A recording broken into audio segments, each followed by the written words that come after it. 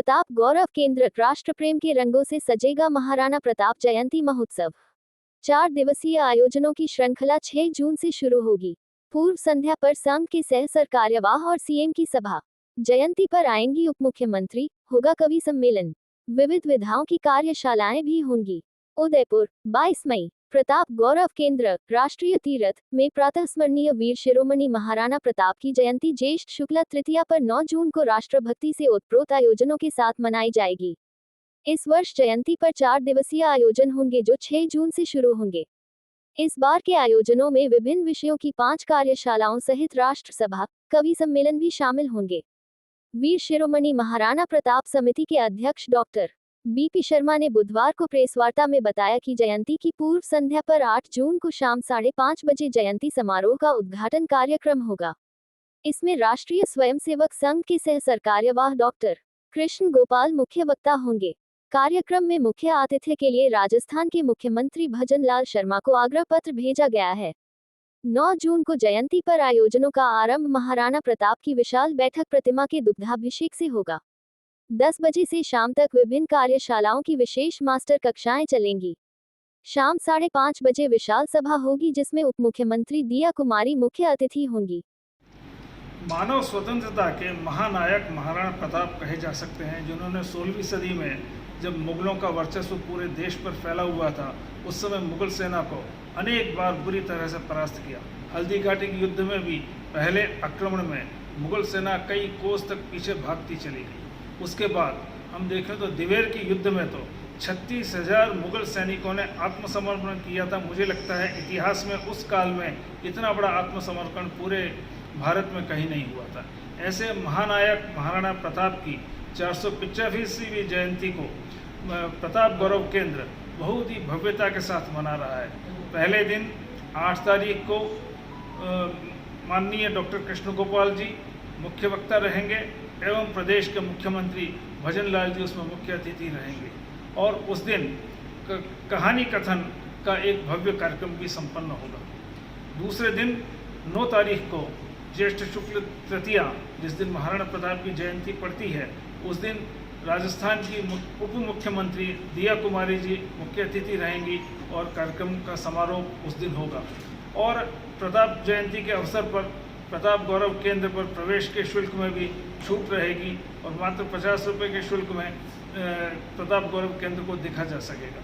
और प्रताप गौरव केंद्र इसके साथ ही आगामी वर्ष में अनेक कार्यक्रमों की श्रृंखला आयोजित करने जा रहा है और विशेषकर दिवेर विजय के अवसर पर भी 7 अक्टूबर को यह घटना घटी थी, उस दिन भी यहाँ एक विशेष कार्यक्रम संपन्न होगा।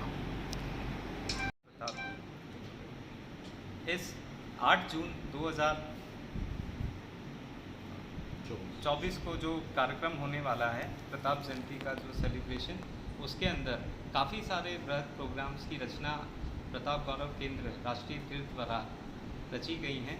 इसके अंदर मुख्य विषय जो आ रहा है वो एक स्टोरी टेलिंग का बहुत ही अच्छा सा एक नाट्य के रूप में प्रस्तुत किया जाएगा। उस स्टोरी टेलिंग में हमारे यहाँ से विलास जी जानवे एवं मनीष जी शर्मा उसको संचालन करेंगे, उसका संचालन करेंगे। फिर अगली इस कड़ी में बहुत ही सुंदर एक वीर रस पर कवि सम्मेलन का आयोजन 9 जून को सायं को गौरव केंद्र के प्रांगण में होगा। उसके अंदर बहुत सारे राष्ट्रीय कवि, जिनमें हरिओम सिंह जी पंवार मुख्य रूप से, राम भदावर जी, अशोक जी चारण, सुदीप जी भोला, आजाद जी शत्रु एवं कई राष्ट्रीय अंतर्राष्ट्रीय ख्याति प्राप्त कवि इसके अंदर मुख्य रूप से कवि का काव्य पाठ करेंगे।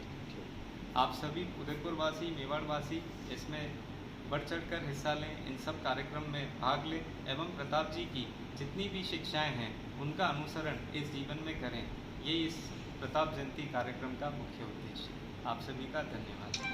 महाराणा प्रताप जयंती ज्येष्ठ शुक्ल तृतीया जो 9 जून को इस बार पड़ने वाली है, उसके निमित्त प्रताप गौरव केंद्र ने ये जो कार्यक्रम का आयोजन किया है। 4 दिवसीय ये आयोजन है। 6 तारीख से 5 कार्यशालाएं, 5 वर्कशॉप शुरू होंगी। इसके 5 के विषय एकदम जो वर्तमान परिस्थितियों में जो रोजगार की संभावनाएं हैं और जो युवा वर्ग की अपनी एक ऐसा लगता है कि उनको भी इस क्षेत्र में आगे बढ़कर काम करना चाहिए, उन बातों को ध्यान में रखते हुए हमने किया है। और साथ साथ इस बात का भी ध्यान रखा है कि कुछ पुराने जो इतिहास से जुड़े हुए विषय हैं उनको भी हम इसमें समाहित कर पाएँ। तो जो 5 वर्कशॉप है उसमें एक तो राष्ट्रीय स्तर की कला कार्यशाला है, यानी पेंटिंग की वर्कशॉप है। दूसरी वर्कशॉप है स्टोरी टेलिंग की। आजकल कथा कथन का एक बड़ा उपक्रम पूरे देश में शुरू हुआ है। अनेकों बड़े स्टोरी टेलर्स हमें अनेकों कार्यक्रमों में दिखाई देते हैं, तो युवा वर्ग को उससे जोड़ने के लिए एक स्टोरी टेलिंग की वर्कशॉप भी हम करने वाले हैं।